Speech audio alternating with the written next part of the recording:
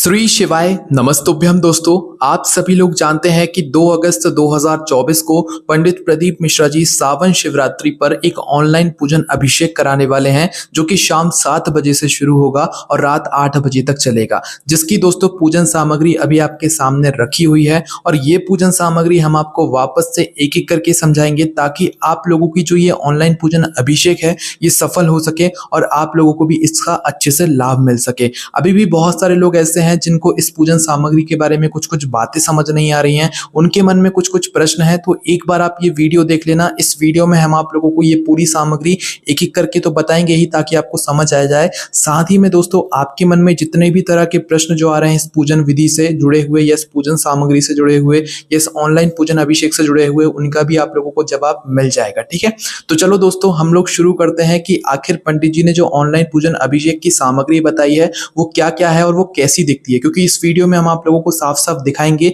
ये वो पूजा की मेन सामग्री है जो कि आप लोगों को लानी ही लानी है। बहुत सारे लोगों के ये भी प्रश्न है, अगर हमें इन सामग्री में से कोई सामग्री ना मिले तो हम क्या करें, उसका भी जवाब हम आप लोगों को इसी वीडियो में देने वाले हैं। ठीक है, तो चलो इस पूजन सामग्री में हम एक एक सामग्री जो है उठाकर देखते हैं, जो कि पंडित जी ने अभी इसी साल जो है सामग्री बताई हुई है लाइन से, है ना। तो सबसे पहले दोस्तों पंडित जी ने अपनी इस 2024 की ऑनलाइन पूजन अभिषेक में सबसे पहले जो सामग्री बताई है वो बताया है हमारा 1 लोटा जल, है ना। 1 लोटा जल आप लोग ये सामने देख सकते हो, ये रखा हुआ है। अब दोस्तों यहाँ पर आप लोग एक गलती मत करना कि ये 1 लोटा जल तो पंडित जी ने बोला है, ये तो आप रखोगे ही रखोगे, जो कि आपका तांबे का लोटा भी हो सकता है, स्टील का लोटा भी हो सकता है, कोई दिक्कत वाली बात नहीं है ना। पर आपको 1 लोटा जल ये अपनी पूजन की थाली में रखना है। पर इसके अलावा एक और ऐसा आपका पात्र होगा जिस पात्र के अंदर आप लोग क्या करोगे, अलग से जल रखोगे, शुद्ध और ताजा जल। क्योंकि अगर जल अभिषेक के टाइम में हमें जल कम पड़ जाता है तो भाई हम उस पात्र में से अपना ये लोटा जो खाली हो जाएगा अभिषेक के टाइम पर, ये वापस से भर सके, है ना। तो सबसे पहले आप लोग ये बात सुन लेना, 1 लोटा जला ये आपकी पूजन की थाली में होना चाहिए। बाकी इसके अलावा और भी जो आपकी मतलब अलग से जो पात्र होगा जल का, उसमें भी आपको पहले से जल भर के रखना पड़ेगा। ठीक है, उसके बाद में दोस्तों 21 गेहूं के दाने यहाँ पर पंडित जी ने बताए हुए हैं, जो कि ये है। देखो एक गेहूं के दाने तो वैसे भी आप लोग जानते ही हो, बस गेहूं के दाने ये देखना कि गेहूं के दाने अच्छे होने चाहिए। मैं आपको एक दाना उठाकर दिखाता हूं, है ना। देखो ये एक दाना, देखो ये दाना ना तो टूटा हुआ है ना कहीं से कटा पिटा है, बिल्कुल साबुत है ना। तो ऐसे ही आपको 21 दाने अलग से छांटने हैं। छांटने का मतलब समझ रहे हो कि अलग अलग से आप लोगों को अच्छे अच्छे दाने निकाल लेना है। 21 ये 21 गेहूं के दाने आप लोगों को जो है अलग से अपनी कटोरी में या कागज की पुड़िया में बांध कर रख लेने। हमने फिलहाल आप लोगों को दिखाने के लिए अभी ये कागज की पुड़िया में बांध लिया है ना। उसके बाद में दोस्तों जो अगली सामग्री है वो है हमारे 5 कमलगट्टे, जो कि हमारी पूजन की थाली में रखे हुए हैं। हम आपको उठाकर भी दिखा देते हैं। ये हम आपको पास पास से इसीलिए दिखा रहे हैं दोस्तों, ताकि आप लोगों को समझ आए कि हाँ ये सामग्री ऐसी दिखती है, और आप लोग पूजन वाली दुकान पर जब इन्हें लेने जाओ तो आप लोग सही सामग्री लेकर आओ। तो देखो ये कितने कमलगट्टे, 1 2 3 4 5, है ना। 5 कमलगट्टे हैं। ये देखो काले कलर जैसे कुछ दिखते हैं, हम आपको और भी पास से दिखाते हैं, आप ध्यान से देखना है ना। तो ऐसे ये कमलगट्टे कुछ जो है यहाँ पर दिखते हैं, आप ध्यान से देख लो, है ना। इस तरीके के दिखते हैं। तो ये कमलगट्टे जो है आप लोगों को इस पूजन में 5 लेकर आने, कितने 5, है ना। 5 कमलगट्टे आप लोगों को यहाँ पर लेकर आने पड़ेंगे। ये कमलगट्टे भी हम अपनी पूजन की थाली में वापस से रख देते हैं। उसके बाद में दोस्तों जो अगली सामग्री है वो है हमारे 108 चावल के दाने। अब दोस्तों 108 चावल के दाने भी हमने जो है यहाँ पर कागज की पुड़िया में बांध कर रखे हुए हैं, जो कि ये है हमारे, देखो ये 108 चावल के दाने हैं। ये 108 चावल के दाने दोस्तों अलग रहेंगे, है ना। 2 तरह के चावल यहाँ पर आपको रखना है। पहले चावल तो ये हैं जो कि 108 चावल के दाने। अब ये चावल के दाने आप लोग कोई से भी ले सकते हो, बासमती भी ले सकते हो, लंबे वाले जो चावल होते हैं वो भी ले सकते हो, और भी कोई सा भी ले सकते हो ना। बस ध्यान क्या रखना, ये जो चावल का दाना है ये बिल्कुल सैगा होना चाहिए, साबुत होना चाहिए, टूटा हुआ नहीं होना चाहिए। ध्यान से देखो, ये जो चावल है ये इतना ही बड़ा रहता है, ये इसका फुल साइज है। तो भाई जितना भी देखो, बासमती तो इससे बड़ा होता है, तो भाई वो आप लोग वो भी ले सकते हो। पर आप लोगों को जो है जो चावल के दाने लेने हैं वो साबुत लेने हैं, सैगे लेने हैं, कटे पिटे या दाग वाले नहीं लेने हैं। देखो कितना साफ चावल का दाना है और बिल्कुल पूरा चावल का दाना ये। इस तरीके से आप लोगों को पूरे 108 चावल के दाने जो है अलग से छांटना है अपनी इस पूजन सामग्री के लिए। ठीक है, अलग से छांट कर रखना है। तो ये 108 चावल के दाने तो आप अलग रखोगे अपनी पूजन की थाली में, पर थोड़े से चावल के दाने और रखोगे, क्योंकि दोस्तों हमें बीच बीच में जो है संकल्प के लिए चावल की आवश्यकता यहाँ पर पड़ने वाली, क्योंकि हर बार पूजन होती है तो हमें पता है, इसलिए हम आप लोगों को ये बात पहले से ही बता रहे हैं। इसके अलावा भी और भी जो है आप लोग थोड़े से चावल के दाने अलग रखना है ना। उन्हें आप लोगों को छांटने की जरूरत नहीं, बस ये 108 चावल के दाने अच्छे वाले होने चाहिए। बाकी जो चावल के दाने हैं उन्हें आप लोगों को छांटने की जरूरत नहीं है। ठीक है, उसके बाद में दोस्तों अगली चीज है काली मिर्ची। अब काली मिर्ची भी आप लोग अपने स्क्रीन पर देख लो, ये काली मिर्ची कुछ इस तरह की दिखती है जो कि काले कलर की होती है, जो कि यहाँ पर गोल गोल होती है ना। ये भी आपको किसी भी किराने की दुकान पर जो है आराम से मिल जाएगी, है ना। तो इस काली मिर्ची को भी आप लोगों को कितनी लेनी है, 21 काली मिर्ची यहाँ पर जो है ये आप लोगों को यहाँ पर लेनी पड़ेगी। उसके बाद में दोस्तों जो अगली चीज है वो है हमारी काली तिल। काली तिल दोस्तों फिलहाल हमारे पास ज्यादा है, पर यहाँ पर सिर्फ आप लोगों को 1 चुटकी काली तिल चाहिए, जो कि पंडित जी ने पूजन सामग्री में लिखवाया हुआ है। तो आप लोग इतनी ले लेना, है ना। इतनी या इससे भी कम ले लेना, कोई भी दिक्कत वाली बात नहीं है। देखो इस तरह की होती है काली तिल, है ना। जैसे मतलब तिल के लड्डू बनते हैं ना, वैसी जो है ये काली तिल होती है। बस ये वाली जो तिल होती है ये शिव जी पर चढ़ती है ना। तो इस तरीके की जो है काली तिल आप लोगों को इतनी भी लोगे ना तो भी चल जाएगा, कोई भी दिक्कत वाली बात यहाँ पर नहीं है ना। हमने बाकी ज्यादा ले लिया, आप अलग से रख सकते हो, पर पूजन में मात्र थोड़ी सी काली तिल आप लोग रख लेना, इतनी ये हम आपको दिखा रहे हैं, इतनी रख सकते हो, है ना। उसके बाद में दोस्तों जो अगली सामग्री है वो है हमारी यहाँ पर धतूरा। अब धतूरा भी आप लोग जानते हो कैसा दिखता है, जिसके अंदर कांटे, मतलब ऊपर कांटे कांटे होते हैं, गोल गोल होता है ना। वो धतूरा भी आपको लेना है, सिर्फ एक लेना है। पूजन में सिर्फ हमें एक धतूरे की यहाँ पर आवश्यकता पड़ने वाली है। उसके बाद में अगली जो सामग्री है वो है दोस्तों बेलपत्र। बेलपत्र भी यहाँ पर रखी हुई है, आप सामने देख सकते हो। तो ये बेलपत्र भी आप ध्यान रखना कि साबुत बेलपत्र होनी चाहिए। अब हम आपको पहले ही बता रहे हैं, तो भी आप पहले से अपनी 7 बेलपत्र की व्यवस्था करके रख लेना। और बेलपत्र भी साबुत होनी चाहिए, कटी पिटी या टूटी हुई खंडित नहीं होनी चाहिए ना। और 3 पत्ती की बेलपत्र होनी चाहिए, इसके अलावा और कोई सी बेलपत्र नहीं होनी चाहिए। तो ऐसी ही जो है आपको 7 बेलपत्री अपने पास में रखनी है। 7 के अलावा एक दो और अलग से रख लेना, बाकी अगर काम में आगे तो हम ले लेंगे, ठीक है। देखो ये 7 आपको बेलपत्र लेनी है और 7 ही आपको शमी पत्र लेना है ना। शमी पत्र फिलहाल है नहीं, आप लोग फोटो में देख लेना। तो शमी पत्र की जो पत्तियां होती हैं बिल्कुल छोटी छोटी सी होती है। इस तरीके की आप लोगों को 7 पत्तियां लेनी है। पत्तियां नहीं, जो एक शमी पत्र की एक छोटी छोटी सी डगाल होती है ना, तो उस एक डगाल को आप एक शमी पत्र मानना। उस तरीके के 7 शमी पत्र लाना। और ध्यान रखना, ना तो शमी पत्र की आप पूरी डगाल तोड़ना, ना तो बेलपत्र की पूरी डगाल तोड़ना, है ऐसा नहीं तोड़ा जाता है, सिर्फ पत्तियां हमें जो है तोड़ना होता है ना। और एक दिन पहले तोड़कर भी रखोगे तो भी कोई दिक्कत वाली यहाँ पर बात नहीं है। उसके बाद में दोस्तों जो अगली सामग्री है वो है हमारे साथ लाल फूल। अब लाल फूल भी आप लोग जानते हो बहुत तरह के होते हैं जो शिवलिंग पर चढ़ते हैं, पर आप लोगों को अगर ज्यादा ना मिले तो भाई गुलाब का फूल तो हमें मिलता ही मिलता है, जो कि फूल वाली दुकान से आप लोगों को आराम से मिल जाएगा। तो भैया आप लोगों को करना क्या है, उस दुकान पर जाकर 7 लाल फूल अगर आप ना ले सको, 7 गुलाब के फूल अगर आप ना ले सको, तो एक गुलाब का फूल ले लेना, जो कि आपको 2 रुपए में 5 रुपए में मिल जाएगा। तो एक गुलाब का फूल लेकर उस गुलाब की फूल की पंखुड़ियां ले लेना। कितनी, 7 पंखुड़ियां ले लेना, बाकी का फूल अलग रख देना, है ना। तो ये 7 जो गुलाब की पंखुड़ियां हमने निकाली, ये 7 लाल फूल के स्वरूप में आप लोग अपनी पूजन की थाली में रख लेना। उसके बाद में 7 सफेद फूल। सफेद फूल भी आप लोग जानते हो कि शिवलिंग पर चढ़ते हैं, बहुत तरह के होते हैं। तो भाई आप ऐसा कोई एक सफेद फूल चुन लेना जो कि आप लोगों को मिल जाए। तो आप लोगों को 7 सफेद फूल यहाँ पर लेने पड़ेंगे। सफेद फूल के पंखुड़ियां मत रखना, ये सिर्फ लाल फूल के लिए पंडित जी ने बताया हुआ था, है ना। सफेद फूल आप लोगों को पूरे ही लेने पड़ेंगे। तो 7 सफेद फूल लेने, 7 लाल फूल और 7 सफेद फूल लेने हैं। उसके बाद में दोस्तों अगली जो सामग्री है वो है हमारे पंचामृत की सामग्री, जैसे कि दूध, दही, घी, शहद, शक्कर, है ना। अब देखो दूध, दही, घी, ये 3 जो चीजें हैं ये बहुत जरूरी है ना। ये चीजें आप लोगों को जो है मतलब उसी समय तैयार करके रखना पड़ेगी, क्योंकि पहले से तैयार करके रखोगे तो वो हो सकता है खराब हो जाए ना। तो कुछ समय पहले जो है अपना दूध तैयार करना। अब दूध कौन सा रखोगे, देखो दूध जो है वो आप लोगों का यहाँ पर शुद्ध देसी गाय का दूध होना चाहिए, ठीक है। अगर किसी कारणवश देसी गाय का दूध ना मिल पाए तो भैंस का ले सकते हो, पर दोस्तों पंडित जी तो हमेशा दूध का ही मतलब शुद्ध देसी गाय का दूध ही बोलते हैं ना। तो भाई शुद्ध देसी गाय का दूध डेयरी पे जाना और डेयरी पे जाके बोलना कि भाई हमें जो है शुद्ध देसी गाय का दूध दे दो। भले ही थोड़ा महंगा ले लेना, आधा किलो, आधा लीटर जो है ले लेना, वो थोड़ा ज्यादा पैसे ले ले, पर जो है शुद्ध लेकर आना, है ना। दूध आपको शुद्ध देसी गाय का दूध चाहिए, दही भी आपको शुद्ध देसी गाय के दूध का ही चाहिए, और जो मतलब अगली चीज है घी, वो भी आपको शुद्ध देसी गाय का के दूध का ही चाहिए, क्योंकि घी भी दूध से ही बनता है। तो ये 3 चीजें ध्यान रखना, बस गाय के दूध की होनी चाहिए, वो भी देसी गाय के दूध की, है ना। इसके बाद में दोस्तों शक्कर की बात आती है। शक्कर तो आप लोग जानते ही हो कि भाई जो है आप लोगों के घर में आपको आराम से मिल जाती है। जो शक्कर आप लोग अपनी चाय में डालते हो वही शक्कर इस पूजन में ले सकते हो। मिश्री नहीं लेना है, मिश्री ज्यादा मोटी हो जाती है। मोटे दाने की शक्कर ले सकते हो, पतले दाने की शक्कर ले सकते हो, पर अच्छी वाली लेना, है ना। उसके बाद में दोस्तों अगली जो सामग्री है वो है हमारा ये शहद। अब शहद तो दोस्तों आप लोगों को कहीं से अलग से नहीं मिलेगा, तो ये शहद जो है पूजन वाला ये आपको पहले से पूजन वाली दुकान पर मिल जाएगा। ये 20 रुपए की कुछ डिब्बी आती है, 10-20 रुपए की, तो ये आप लोगों को आराम से मिल जाएगी। तो ये शहद आप लोगों को ऐसे दुकान पे मिल जाएगा। अगर आपके पास पहले से रखा हुआ है तो भैया आप उसे किसी भी एक छोटी सी कटोरी में निकाल कर रख लेना, ठीक है। तो यहाँ पर ये पंचामृत की सामग्री है, पहले आपको अलग अलग रखना है। पंडित जी अगर बोलेंगे कि सभी को मिलाना है तो आप मिलाना, वरना अलग अलग ही जो है आपको तैयार करके अपनी छोटी छोटी सी कटोरियों में जो है रखना है। उसके बाद में अगली जो सामग्री है यहाँ पर गोल सुपारी। तो देखो यहाँ पर जो गोल सुपारी है वो ये है। आपने सुपारी देखी होगी, सुपारी कैसी होती है, वैसी यहाँ पर ये गोल सुपारी होती है। तो 1 2 3 इस तरीके की जो है यहाँ पर ये गोल सुपारी आप लोगों को रखना पड़ेगा, है ना। तो ये गोल सुपारी 3 आप लोगों को लेनी है जो कि इस पूजन में आप लोगों को काम आने वाली है।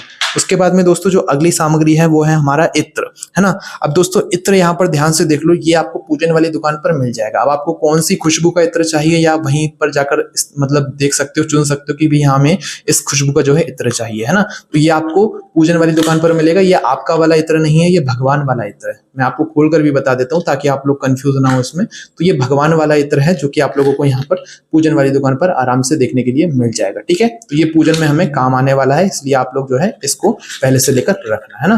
तो यहाँ पर ये हो गया हमारा इत्र। उसके बाद में दोस्तों जो अगली सामग्री है वो भी यहाँ पर हम लोग देख लेते हैं, जो कि है हमारी रोली और मोली। अब रोली और मोली अलग अलग चीज है, वो हम आपको यहीं से दिखाते हैं। देखो रोली है ये, है ना, और मोली है ये, समझ रहे हो। रोली इसे कहते हैं, देखो मैं आपको पास से दिखाता हूँ, रोली कुमकुम। रोली कुमकुम आपने सुना होगा, तो रोली भी यही होती है, कुमकुम भी यही होता है। और मोली होती है ये लाल धागा होता है, लच्छा होता है जो कि हम हथेली में बांधते हैं ना, वो होता है। तो रोली इसे कहते हैं और मोली इसे कहते हैं, समझ गए आप लोग। अलग अलग है, ये रोली है और ये मोली है, ठीक है। अब दोस्तों इस मोली के अलावा अगर आप लोग चाहो तो ऐसी आटी भी ले सकते हो, है ना। अगर किसी कारणवश ये मोली ना मिल पाए आप लोगों को तो ये आटी भी ले सकते हो। हम फिलहाल दोनों लेकर आ गए हैं, तो भाई आप इस तरह की आटी भी ले सकते हो और ये भी ले सकते हो ना, आपके ऊपर कोई भी ले सकते हो, दोनों भी ले सकते हो, उसमें भी कोई दिक्कत वाली बात नहीं है ना।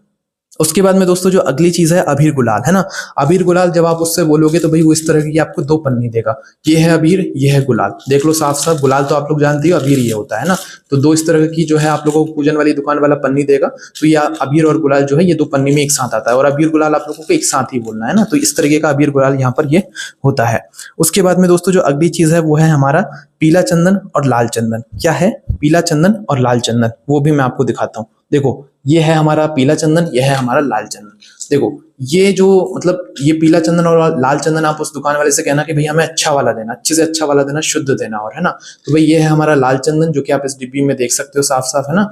आप खोल के दिखाने की जरूरत ही नहीं है, आपको साफ साफ ही दिख रहा है। ये चंदन थोड़ा अलग है, बट आप लोग बिल्कुल जो पाउडर वाला चंदन हो ना वो लेना, अच्छा वाला चंदन लेना, है ना। ये भी अच्छे वाला ही चंदन है, हम आपको बता रहे हैं। और ये है हमारा पीला चंदन। ये सब अभी पैक है, अभी हम आपको खोलकर नहीं बता रहे हैं, पूजा के टाइम ही खोलकर बताएंगे। तो साफ साफ आप लोग देख सकते हो, ये है हमारा लाल चंदन, है ना, और ये है हमारा पीला चंदन। इसे अष्टगंध भी कहते हैं, तो ये आप लोग समझ लेना, है ना। तो ये हम वापस से अपनी थाली में रख देते हैं। उसके बाद में दोस्तों अगली जो सामग्री है वो है हमारा कपूर। अब देखो कपूर जो है हमें गोल गोल गोल जो मतलब गोलियों वाला कपूर होता है वो ज्यादा बेहतर लगता है, इसलिए हम जो है यहाँ पर गोलियों वाला कपूर लेकर आए। 10-10 रुपए की आप लोगों को आराम से पैकेट मिल जाती है, और यही गोलियों वाला कपूर आपको डिब्बी में भी मिल जाता है, वो भी लेकर आ सकते हो। या तो दोस्तों एक पन्नी आती है, उसमें पूरा जो है कपूर का एक मतलब पीस जैसा रहता है, तो भाई वो कपूर भी आप लोग लेकर आ सकते हो। कोई सा भी कपूर ला सकते हो, बस आपको कपूर लाना है, क्योंकि हमें पूजन में आरती में काम आता है ना। तो इस तरीके का भी ला सकते हो, और आपको जैसा अच्छा मिलता है भाई वैसा भी ला सकते हो, कोई भी दिक्कत वाली यहाँ पर बात नहीं है, ठीक है। उसके बाद में दोस्तों जो अगली सामग्री है वो है हमारा दीपक, है ना। अब देखो दीपक तो आप लोग जानते हो कैसा होता है, पर इस पूजन में जो है आप लोगों को मिट्टी का दीपक लेना है। कैसा लेना है?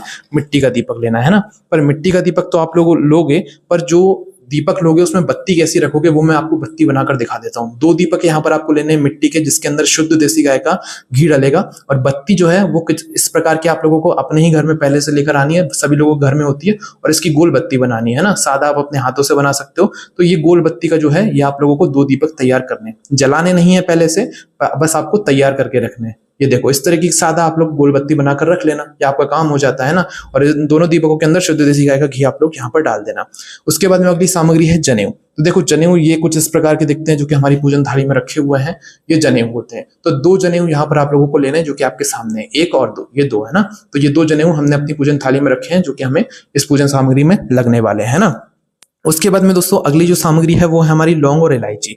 अब देखो लौंग और इलायची कितनी कितनी लोग है ये हमने आपको पहले ही बता दिया। 5 लौंग और 5 इलायची आप लोग लेकर रख लेना, बाकी ज्यादा भी लेकर रखो, कोई दिक्कत वाली बात नहीं है। 1-1 2-2 ही हमें यहाँ पर काम आने वाली है। तो ये है हमारी लौंग और ये है हमारी इलायची। क्या है?